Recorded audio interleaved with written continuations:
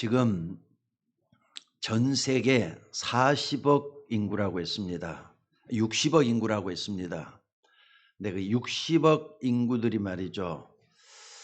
흩어져 있는 거의 한 350개 나라, 뭐 237개 나라라고 우리가 공식적으로 얘기를 합니다만 350개 정도 된답니다. 근데 이런 나라에 흩어져 살면서 나름대로 문화를 형성하고 또 여러 가지 방식으로 세상을 살아나가고 있습니다. 근데 얼마 전에 봤더니 아프가니스탄은 참 이슬람 국가잖아요. 거의 99%가 이슬람 국가입니다. 기독교인은 뭐 야외 그냥 뭐 숨어서 겨우 미미하게 0.2% 3%밖에 안 되는데 우리 한국에 와가지고도 이 아프가니스탄 사람들은 이슬람을 고집한 사람들이 많이 있어서 이번에 한 381명이 왔죠. 그 사람들이 이제 자기 종교를 계속 주관할 것 같아서 상당히 좀 기독교에서는 좀 많은 우려를 하고 있는 그런 가운데 있습니다. 아무튼 나름대로 말이죠. 다들 문화를 만들고 살고 있습니다. 종교, 사회, 문화 이런 모든 것들 그리고 종교, 철학, 이념들을 가지고 살고 있는 것 같아요. 근데 사람들은 다 한 가지를 향해서 가고 있거든요. 한 가지는 뭡니까? 죽으면 다 끝나는 거. 그걸 향해서 가고 있다고 말할 수가 있습니다. 그런데 여러분들 사람이 사는 모양이 여러 가지라도 우리는 많은 것을 좀 생각을 해야 돼요. 특별히 초등학생들이 보는 이솝 우화에 보면은 이런 얘기가 있습니다. 어느 날 토끼가 잠을 자는데 위에서 솔방울이 딱 떨어졌단 말이에요. 근데 여러분들 이 솔방울이 토끼 옆에 딱 떨어졌어요. 근데 토끼의 귀가 얼마나 큽니까? 토끼 귀가 크니까 공명이 돼가지고 엄청나게 아마 크게 들렸던 모양이에요. 그래서 토끼가 발딱 일어나가지고 막 뛰기 시작을 했어요.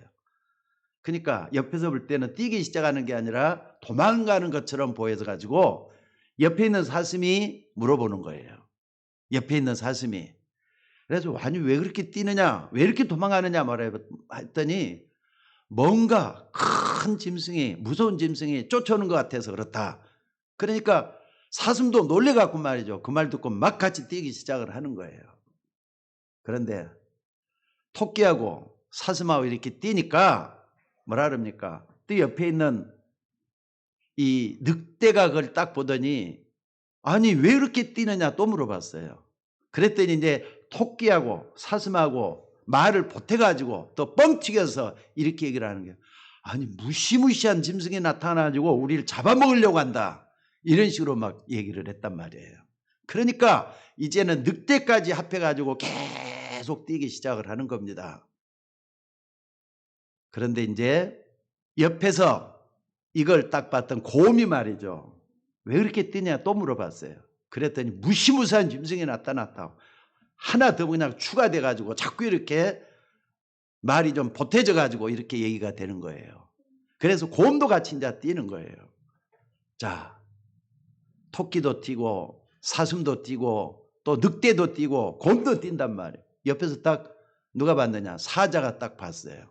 사자가 이걸 보더니 야 너희들 뭔데 그렇게 뛰느냐 그랬더니 큰일 났단 말이에요. 무시무시한 짐승이 우리 뒤에 쫓아오고 있다. 큰일 났다. 그들이 우리를 잡아먹으려고 한다. 하면서 이제 또 하니까 사자도 그 말이 겁이 나가지고 막 뛰기 시작을 하는 거예요. 근데 가만히 보니까 사자가 생각하기를 아니 내가 지금 이 숲속의 왕자 아니냐. 나보다 더 높은 사람이 있단 말이냐. 나보다 힘센 짐승이 있단 말이냐. 그래가지고 뒤따라하면서 물어봤어요. 아니 내가 늘 그 무시무시한 짐승이 뭐냐? 라고 물어봤더니 이제는 곰이 대답하기를 누가 그랬다 그러죠? 늑대가 그랬다는 거예요. 늑대는 그러면 누가 그랬냐 그랬더니 누가 그랬다고요? 사슴이 그랬다는 거예요. 사슴이 또 누가 그랬냐 그랬더니 토끼가 그랬다는 거예요. 아 그래? 토끼는 어떤 짐승이냐 물어봤더니 자기는 잘 모르겠다는 거예요.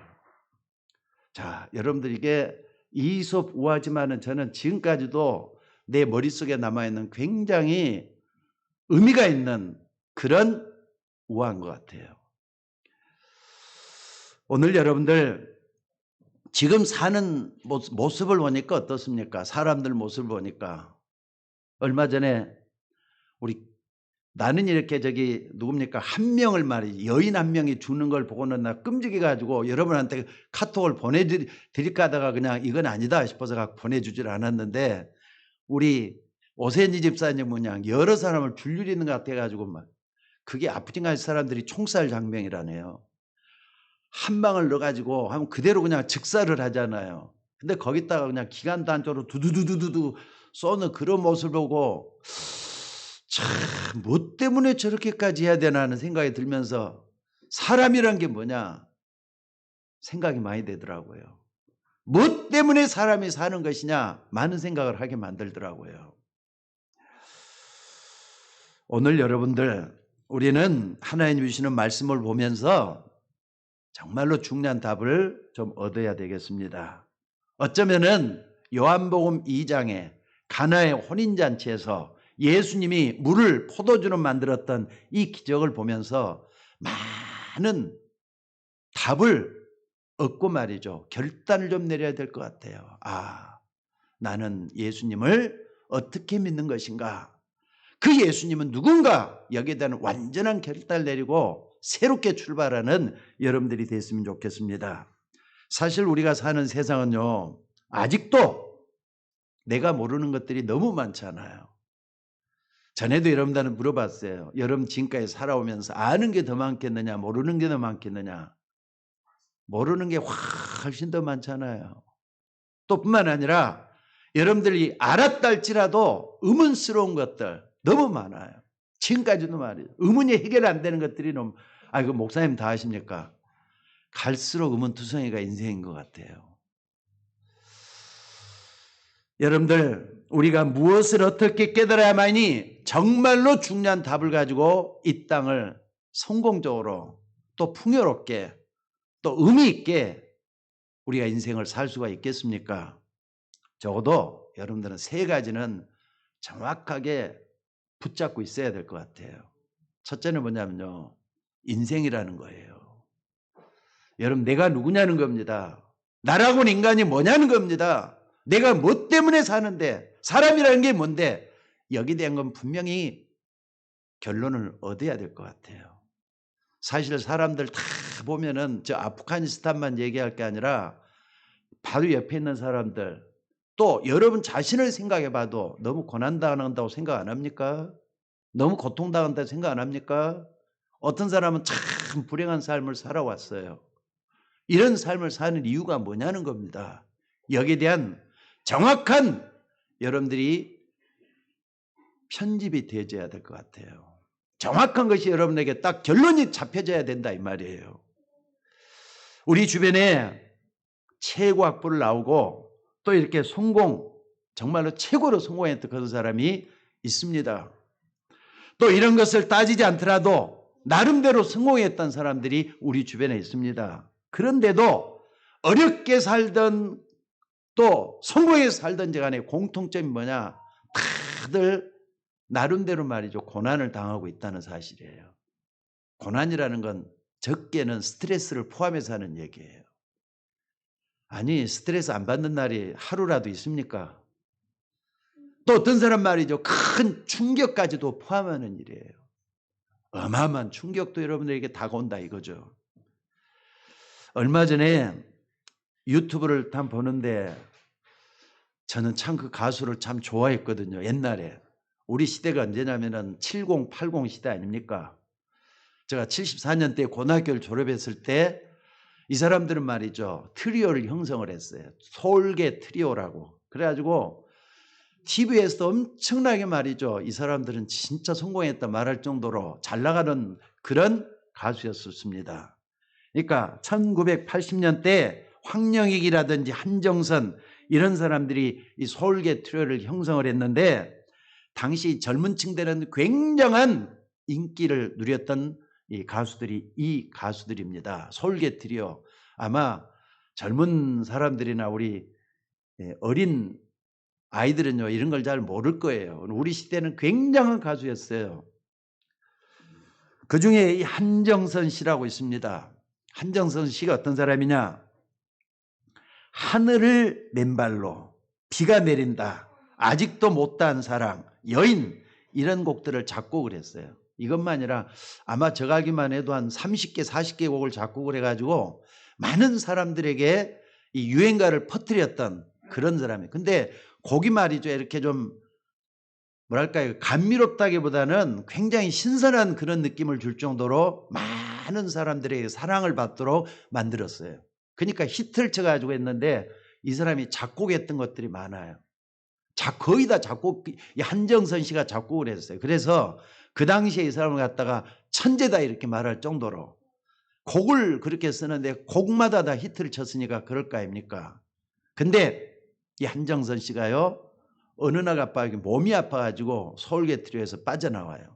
그럼 나중에 이제 이 사람이 한정선 씨에 빠져나오고 된 게 뭐냐면은 여러분 다 알 거예요. 소리새라고 하는 거. 그러니까 소리새가 저기 노래했던 것 가운데 그대 그리고 나 방송에서도 많이 나왔죠. 또 뿐만 아니라 그대 먼 곳에 우리에게 했는 것들에 소리새라고 하는 이 트로에서 만들어진 곡인 것 같아요. 그리고는 한정선 씨가 뭐 했느냐. 무대에서만 사라진 거야. 사람들 기억 속에까지 사라지고 없었어요. 15년, 20년이 지났어요. 그러니까 사람들이 어떻게 갑자기 이렇게 사라져 갖고 있느냐. 옛날에 기억에만 남고 노래만 남아 갖고 이제 떠들고 있는 그런 상황이 됐다 이 말입니다. 그러니까 지난 15년들의 행적을 모르는데 어느 날 이 한정선 씨가 부천의 어느 작은 공원에서 발견이 됐어요. 그래서 말이죠. 방송에서 연결이 돼가지고 이 사람의 배우를 아마 쫓아가기 시작을 했던 모양입니다. 그래서 이 한정 씨를 딱 봤더니 그 공원에서 뭐 하고 있었느냐. 노숙자가 돼갖고 있었다는 거예요. 그것도 쓰레기통을 뒤지면서 배를 채우고 있었던 그런 불쌍한 사람이 돼갖고 있었다 이 말입니다. 그 천재 가수잖아요. 천재 작곡가잖아요. 근데 어느 날 보니까 이렇게 말이죠. 가장 비참한 그런 자리에서 얻어먹는 거지가 돼갖고 있었다 이 말이에요. 그러니까 나는 아니 어떻게 그런 유명한 사람이 그렇게 될 수가 있겠느냐. 그래갖고 막 계속 한번 파봤어요. 그랬더니 이 사람이 말이죠. 그때까지도 지병으로 시달리고 있었어요. 어떤 지병이냐? 이 사람 병이 뭐냐면 조현병이라는 거예요. 요즘에는 좋은 말로 좋은 병이지 옛날에는 뭐라 그랬느냐. 이거 갖다 정신분열증이라고 그랬어요. 그래서 정신분열증이다 조현병이다 하는 걸 자세히 좀 파봤더니 정신분열증이다 조현병이다 하는 게 어떤 병이라는 게 나왔어요.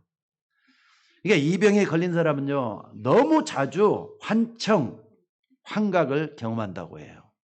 또 환청, 망상, 이상행동, 횡설수설 이런 것들에 시달리고 감정이 메마르고 말수가 갑자기 적어지고 흥미나 의욕이 없어서 대인관계가 전혀 안 되는 그런 사람으로 변해가고 있다는 거예요. 그러니까 한정선 씨가 그런 경우였잖아요. 자, 이 한정 씨 어느 정도냐. 작년에 이 사람이 작년 말에 세상을 떠났어요. 죽었습니다. 그러니까. 근데 친구들이 와서 이제 보살펴 갖고 옛날 트리오를 다시 이렇게 만들려고 했는데 회복도 안 되고 이 병 때문에 결국은 죽었어요. 죽었는데 죽기 전에 방송국에 어떤 남자가 하나 쫓아왔어요.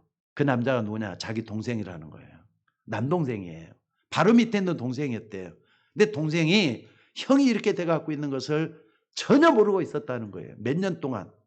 행방도 모르고 어디 사는지도 모르고 왜냐하면 이 병에 걸려 있으니까 사람들과 대인관계가 안 하고 혼자서만 있게 되는 병에 걸렸단 말이에요. 이게 뭔가를 한번 생각을 해보세요. 작년에 그랬어요.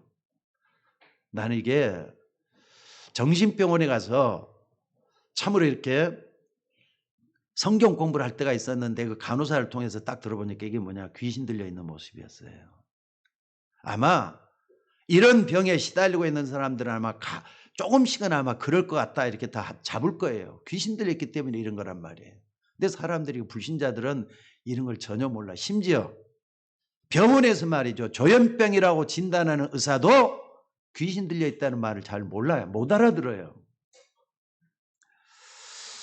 우리가 모르는 사각지대에서는 지금도 이렇게 고난당하다가 어떤 사람은 자살로, 어떤 사람은 이런 깊은 질병으로 시달리다가 세상을 떠나가고, 또 이렇게 인생을 비참하게 사는 사람들이 있다는 거, 여러분들 왜 이게 이런 사람이 한두 사람이겠어요?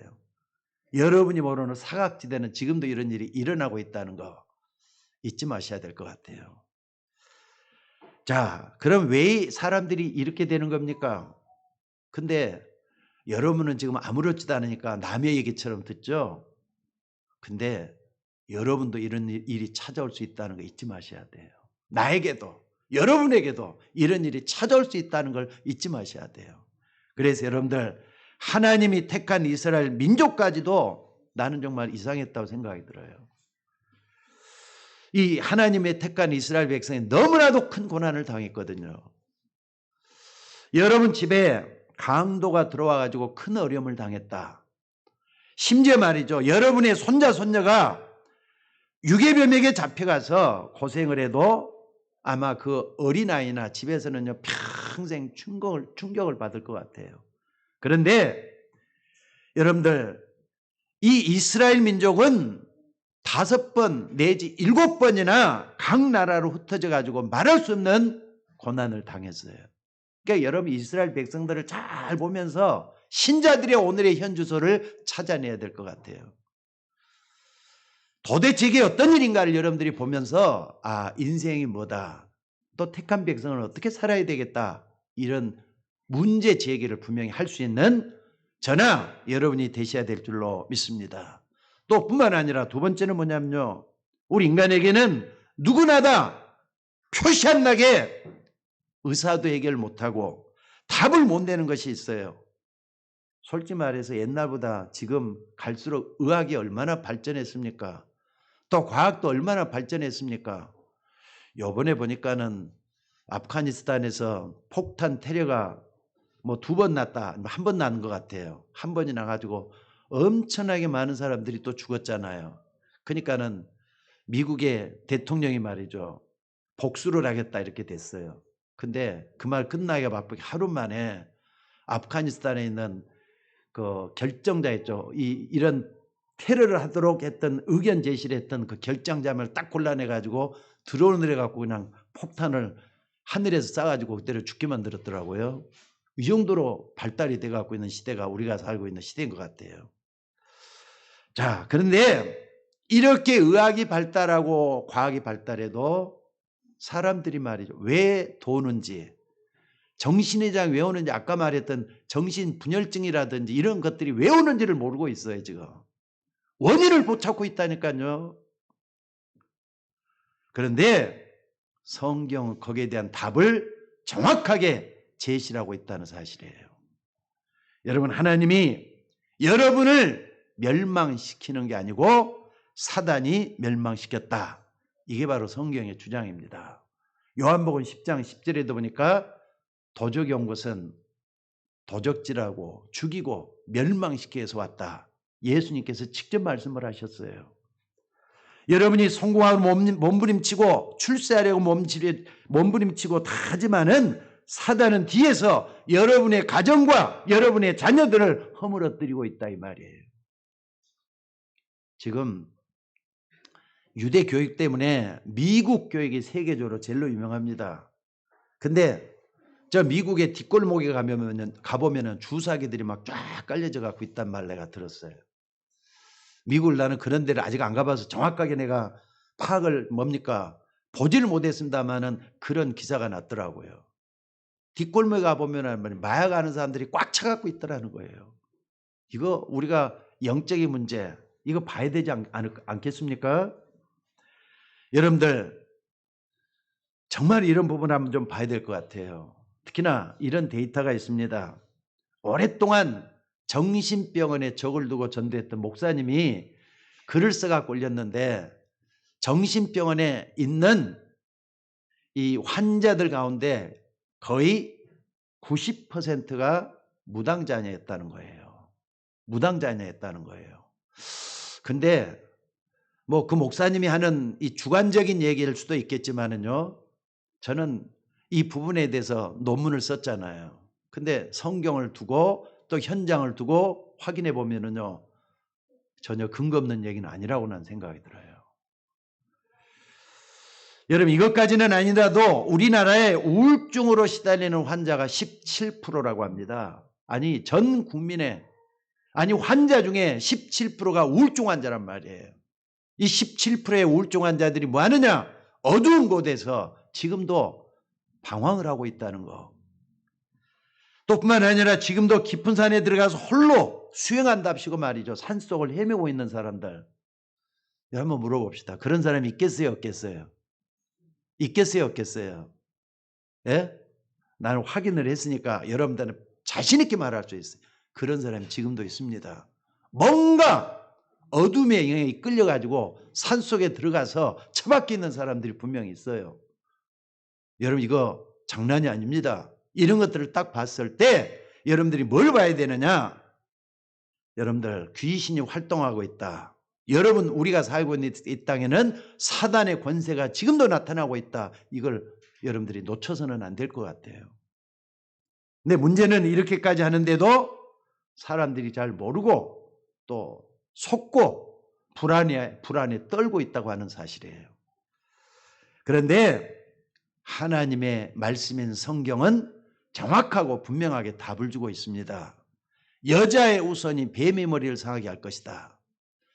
저는요, 창세기 3장 15절에 아니면은 예수님이 이 땅에 오셔야 될 이유가 없다고 생각을 해요. 창세기 3장 15절에 대한 성취로 예수 그리스도가 이 땅에 오신 거예요. 믿으셔야 돼요. 아멘 해보세요. 요거 분명히 믿어요. 왜 우리가 이것 때문에 예수 믿는 거예요? 여러분, 이런 말들은 말이죠, 불신자들이 어떻게 믿겠어요? 아무리 말을 해줘도 못 알아듣는다니까. 하나님이 눈을 열어주지 않고는 못 알아들어요. 심지어 교회 나와서 같이 예배드리는 사람들도 못 알아먹는 사람 못 알아먹어요. 그래서 성경에서는 이런 말을 하더라고요.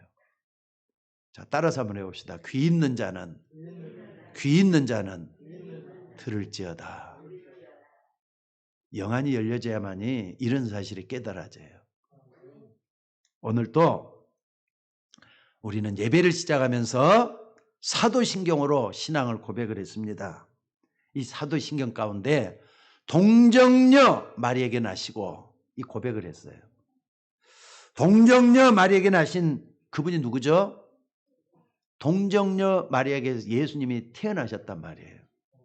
바로 여자의 후손을 얘기하는 거예요.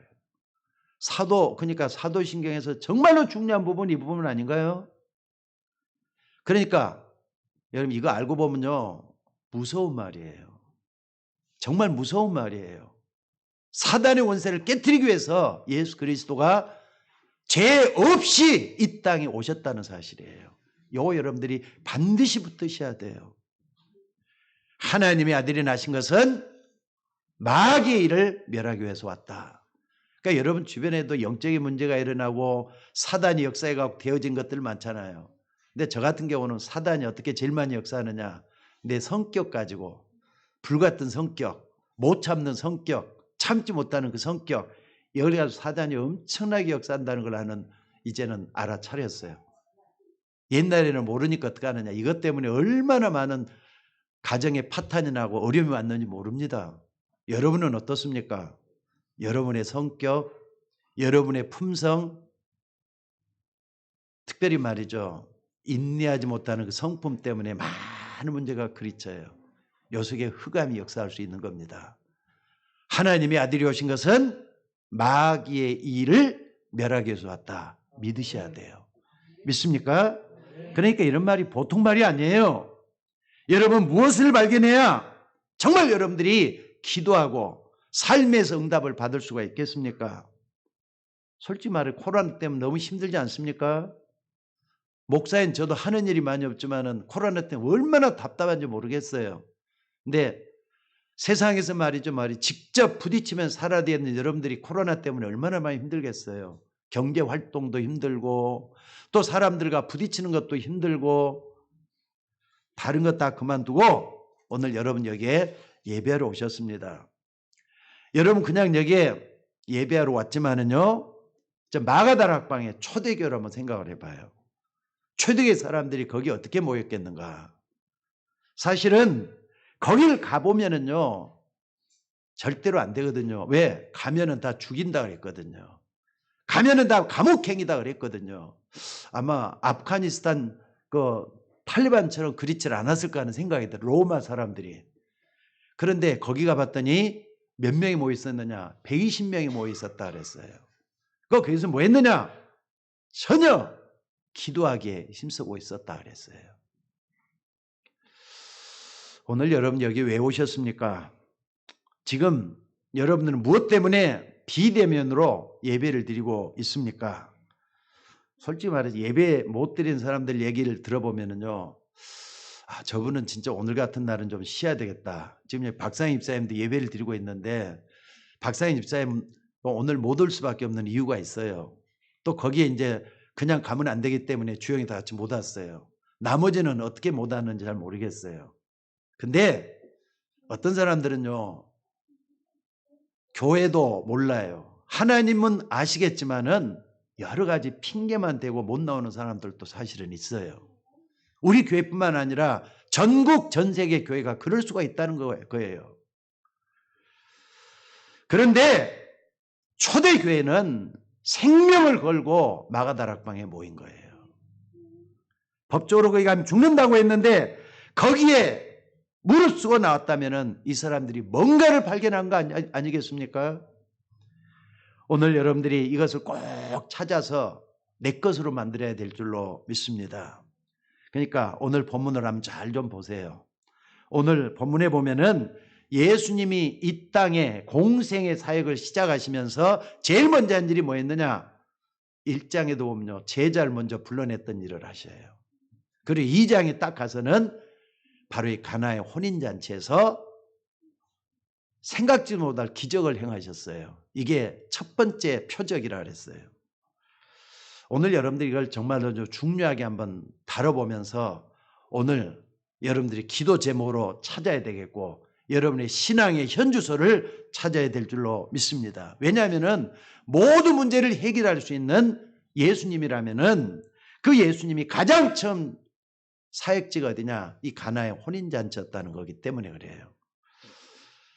오늘 여러분은 우리가 요한복음 2장을 같이 봉독을 하면서 여러분 할 때 어떻게 보셨습니까? 그냥 성경 읽기처럼 그냥 쭉쭉쭉 읽어나가면서 아무렇지도 않게 봤습니까?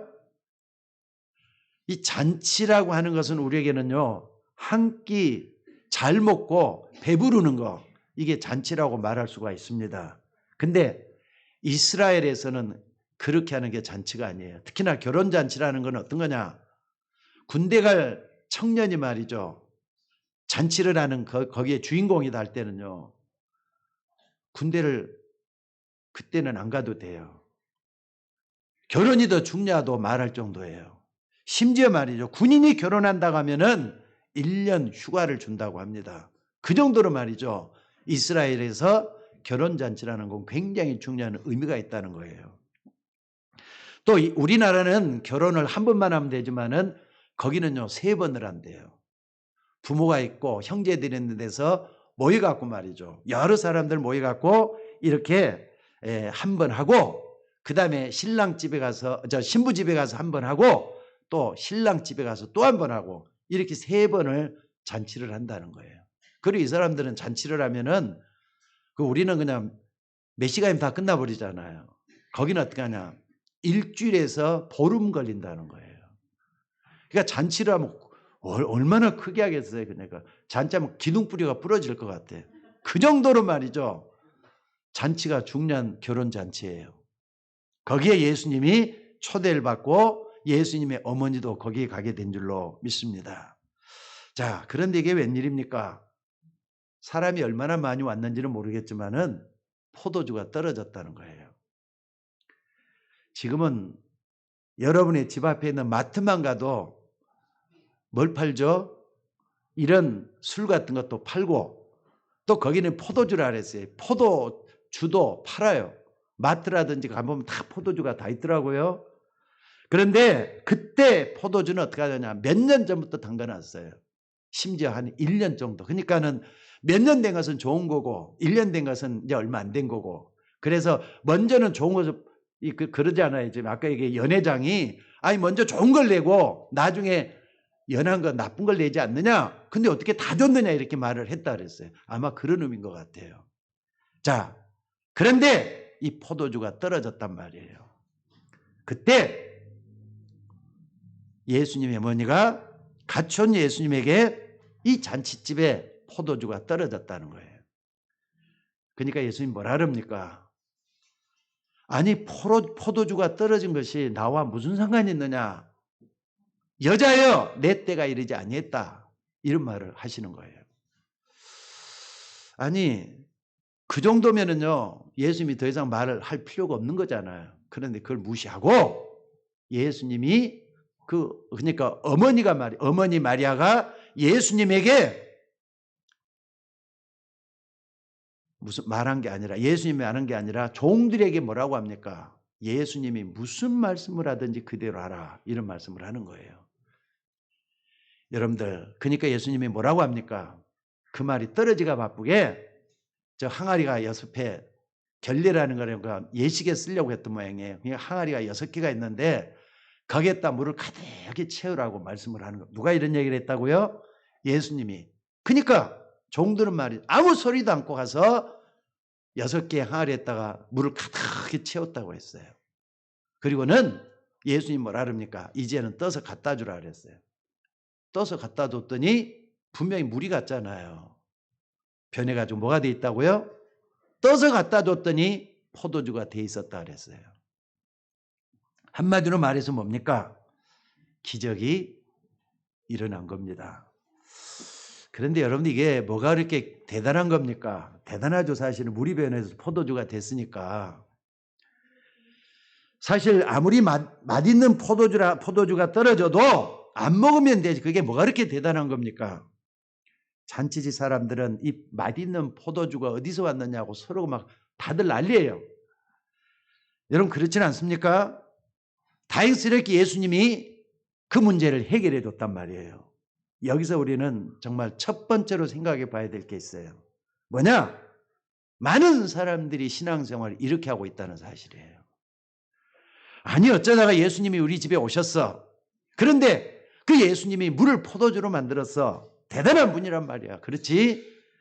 이걸 먹으니까 얼마나 맛있고 하객들이 얼마나 좋아하는지 몰라. 이런 식입니다. 이 나타난 기적 가지고 다 기뻐하고 즐거워하고 만족하고 이런 식이에요. 사실 그렇잖아요. 아무것도 없었는데 기적이 일어나니까 좋아하고 기뻐하고 만족하고. 우리의 신앙생활이 이렇게 하는 건 아닙니까? 또 이런 일이 안 일어나면 또 슬퍼하고 불만족하고 불평하고 또 이렇게 좀 우리의 나태해져 버리고 게을러져 버리고. 이게 우리의 신앙생활이 되어야 되겠습니까? 만약에 우리가 이런 식으로 신앙생활을 한다면은 솔직히 말해 우리가 신앙생활을 할 필요가 있겠느냐는 거예요.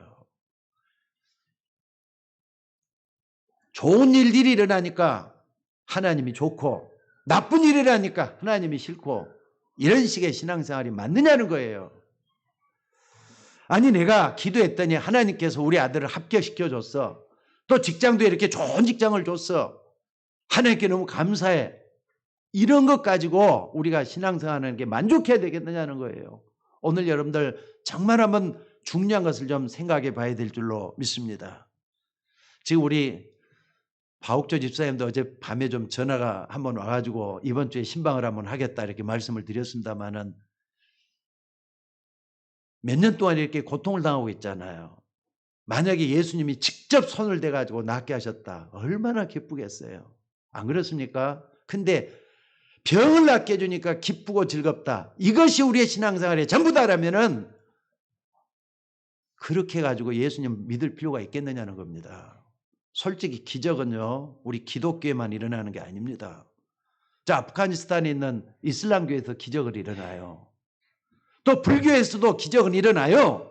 안 그렇습니까? 수많은 종교에서도 초월적인 역사가 반드시 일어나요.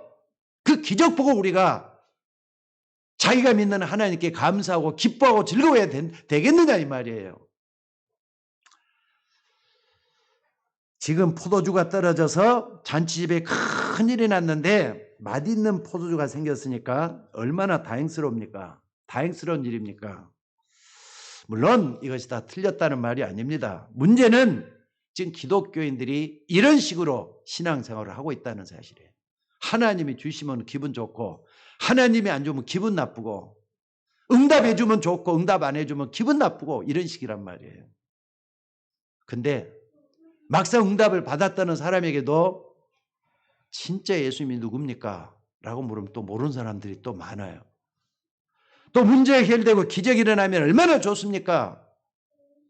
응답받고 졸업하고 취직하고 이런 게 나쁜 게 아니고 좋은 거라니까요. 문제는 이런 사건을 통해서 이 기적보다 더 중요한 걸 여러분들이 찾아내야 된다 이 말이에요. 그래서 오늘 이야기 마리아입니다. 마리아의 믿음을 한번 다시 한번 확인해야 될 필요가 있어요. 예수님은 마리아가 대간절에 어떤 믿음을 가지고 있었느냐? 이 마리아가 지금 예수님을 정확하게 알고 있었다는 사실이에요. 이 마리아는 물을 가지고 포도주를 만들 수 있는 그 능력, 마리아는 그게 전부가 아니었습니다. 문제가 났을 때 먼저 그 문제를 가지고 예수님께 찾아와서 부탁을 했잖아요. 이거예요. 문제가 났을 때 예수님께 그 문제를 가지고 예수님께, 왜냐하면 모든 문제 해결자라는 건 예수님을 알고 있는 분이 마리아였으니까 그래요.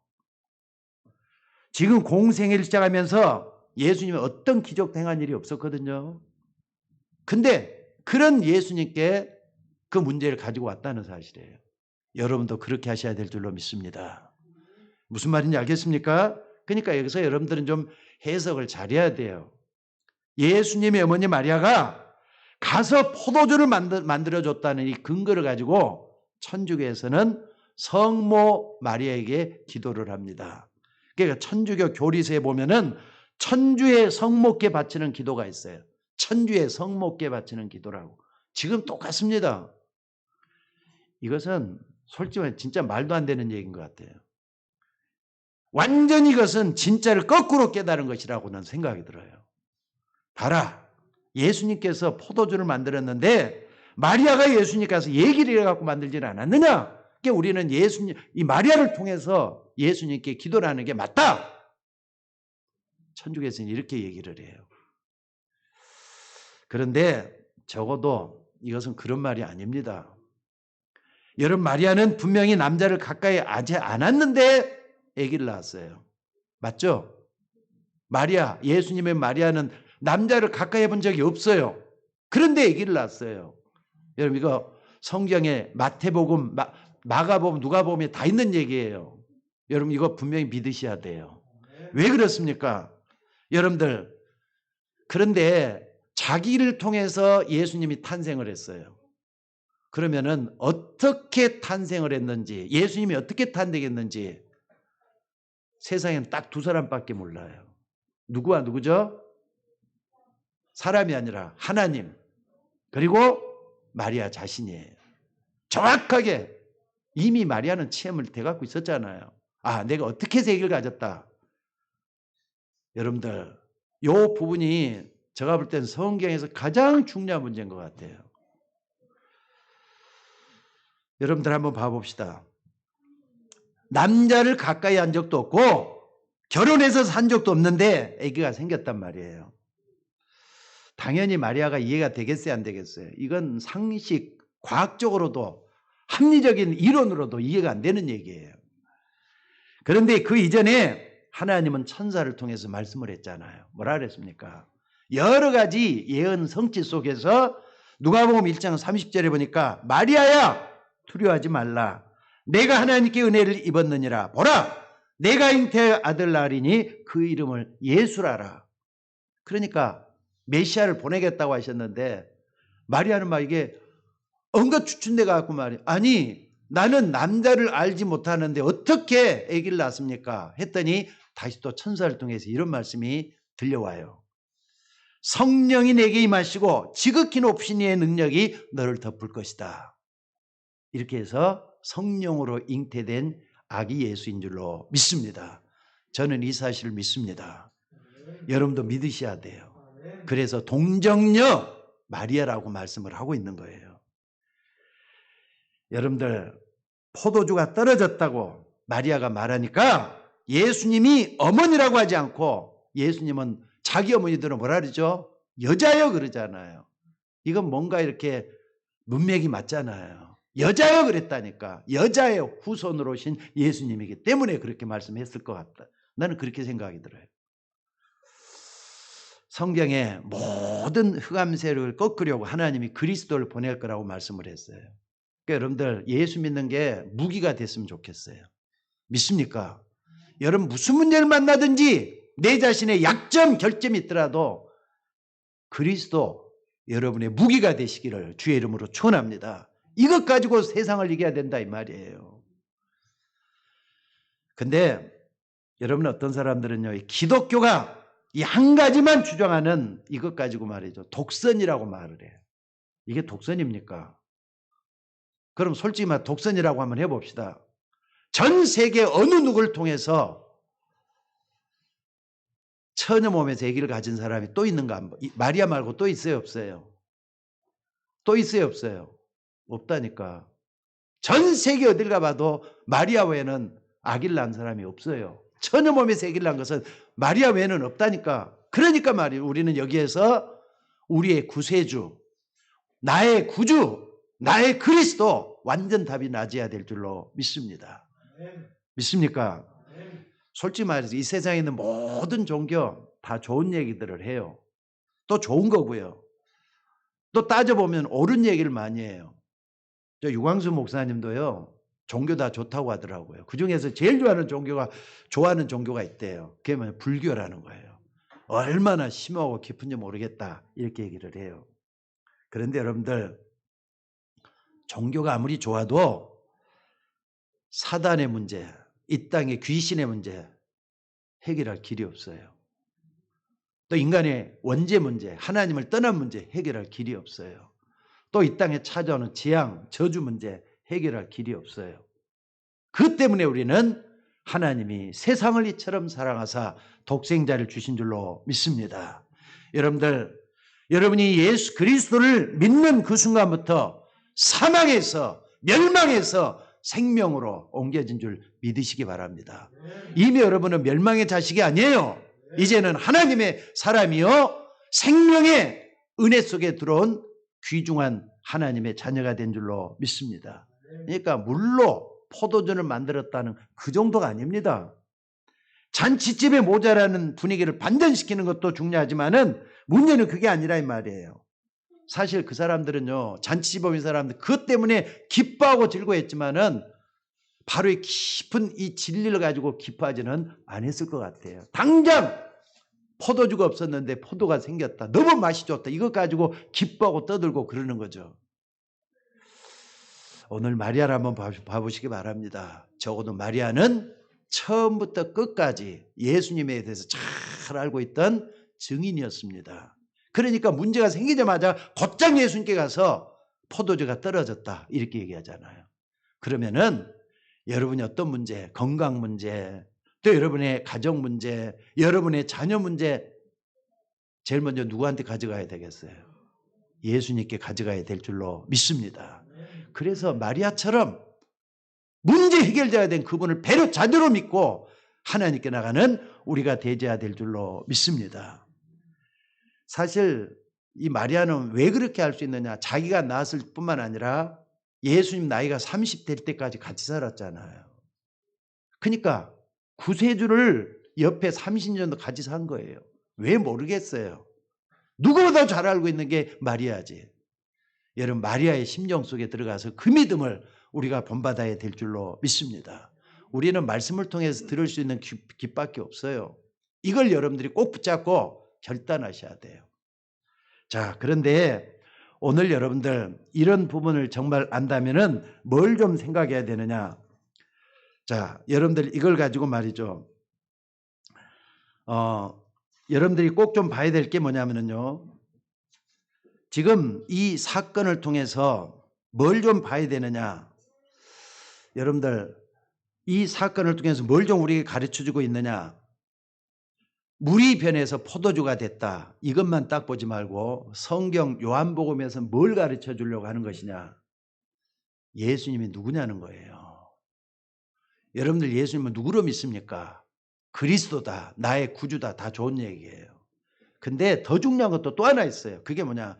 예수님은 창조의 능력으로 역사하시는 창조주 하나님이다. 이거 믿으셔야 돼요. 믿습니까? 불가능을 가능케 하는 하나님이다. 이걸 믿으셔야 돼요. 나의 없는 것을 있게 하시는 하나님이다. 이걸 믿으셔야 돼요. 어떻게 물이 변해서 포도주가 돼요? 나사렛의 딸이 죽었어요. 근데 그 나사렛 딸을 살려냈어요. 바다를 걸어 다니셨어요. 풍랑이는 그 물을 잔잔케 하셨어요. 하나님이니까 그렇게 하실 수 있었던 거예요.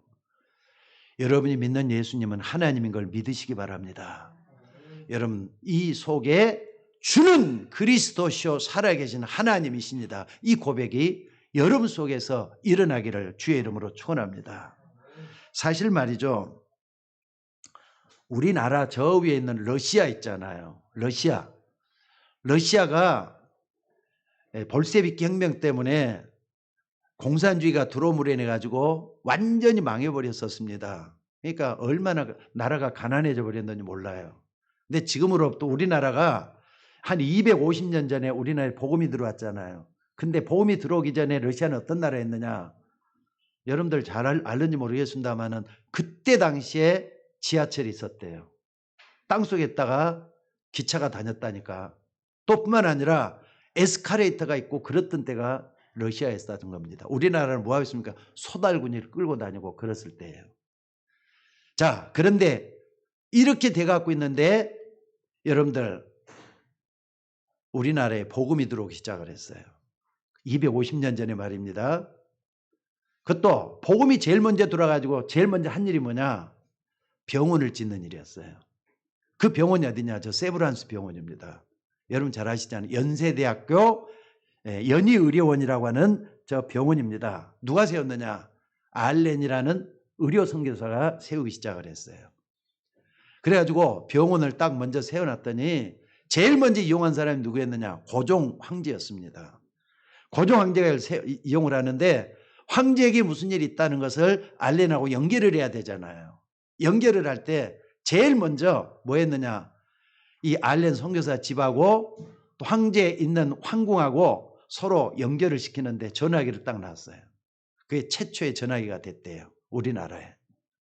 그러니까 이렇게 해가지고 됐는데 지금 뭐 이렇게 옛날에는 선과 선으로 연결해갖고 유선으로 연결해가지고 우리나라에서 했지만은 지금요 무선으로 변할 정도로 어마어마하게 많이 변했잖아요. 또 이제는 뭐 4G, 5G 앞으로도 계속 또 변해갈 것 같아요.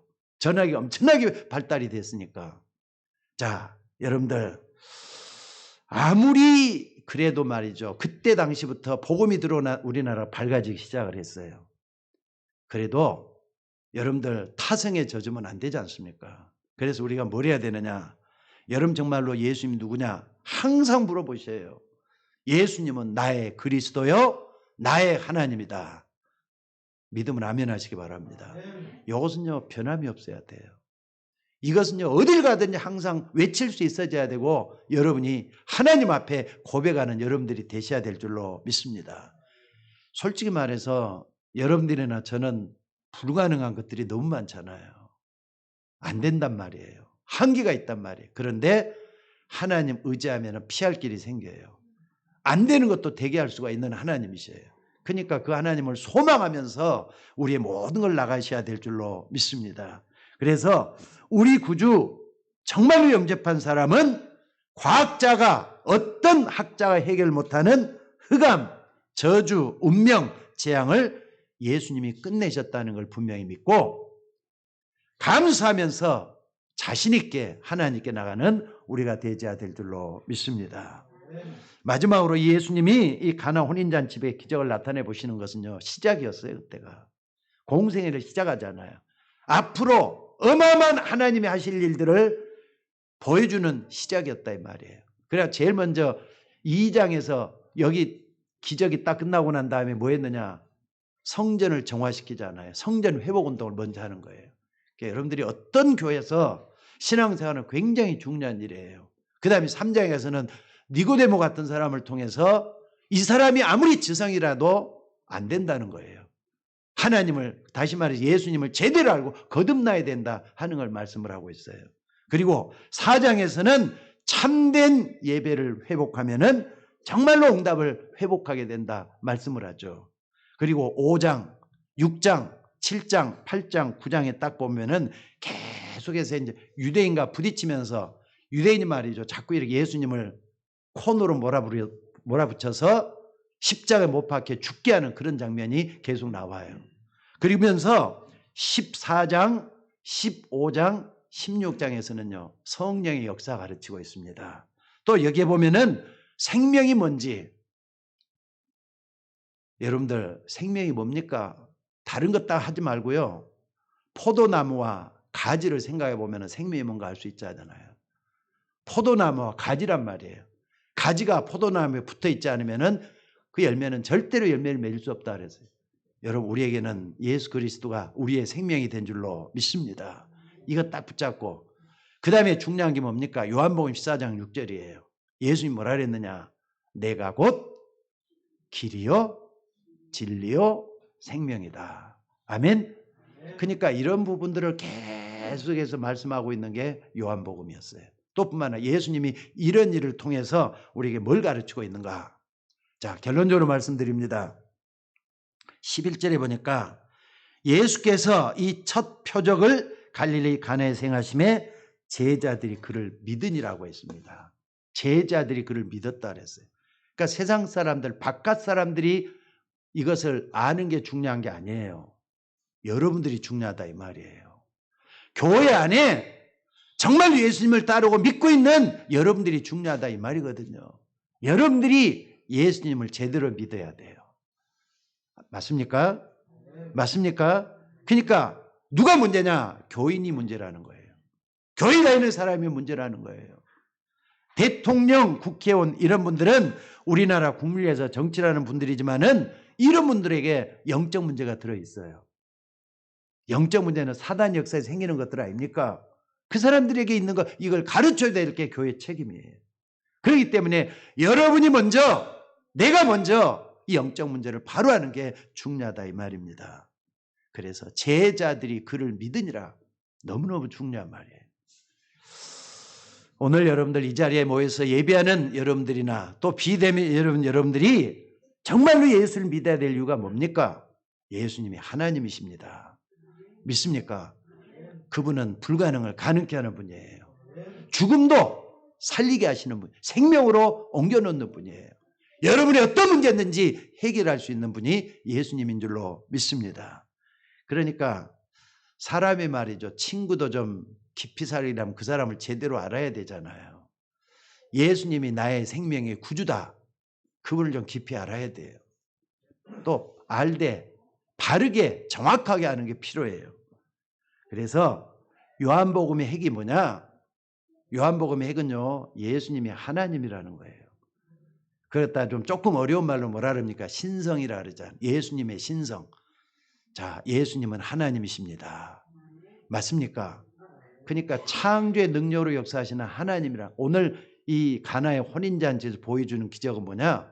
예수님이 하나님이라는 걸 우리에게 나타내 보여주시는 줄로 믿습니다. 이걸 누가 먼저 깨달아야 되느냐? 제자들. 먼저는 마리아가 먼저 알고 있었고 제자들이 그걸 깨달았다 그랬어요. 그렇다면 여러분들이에요. 여러분들은 예수님을 나의 하나님, 나의 구주, 나의 그리스도로 날마다 고백하는 여러분들이 되시기를 주의 이름으로 축원합니다. 그러니까 창조의 능력으로 여러분의 어떤 문제든지 해결할 수 있는 분이 하나님이시에요. 이걸 붙잡고 기도하는 여러분들이 되시기를 주의 이름으로 축원합니다. 자, 기도하겠습니다. 은혜가 풍성하신 우리 아버지 하나님, 우리는 부족하고 연약하지만은 우리 안에 거하시는 하나님은 우리의 구주 예수 그리스도인 것을 믿습니다. 이제 우리 속에 온전히 역사해 주셔서 우리에게 영원한 생명이요 능력이 되셔서 우리의 모든 문제가 하나하나 해결될 수 있도록 인도하여 주시옵소서. 기도하는 주의 종들, 예배하는 주의 종들에게 이 모든 하나님의 역사를 보여주시고 하나님이 함께 일하시는 귀한 역사가 일어나서 많은 것을 바꿔주시기를 원하옵고 기도드리옵나이다. 오늘 우리는 이 말씀을 통해서 나에게 답답한 문제, 어려운 문제, 힘든 거 다 주님께 내려가서 정말로 깊은 기도할 수 있는 우리가 되기를 소원하옵나이다. 예수님은 모든 문제 해결자라는 걸 다시 한번 붙들게 하시고 우리가 응답해 주시는 것으로 기뻐할 게 아니라 우리의 구세주가 되신 주님을 찬양하면서 하나님께 영광 돌리는 우리 모두가 되게 하옵소서. 감사드리며 우리를 구원하신 예수님의 이름으로 기도드리옵나이다. 아멘.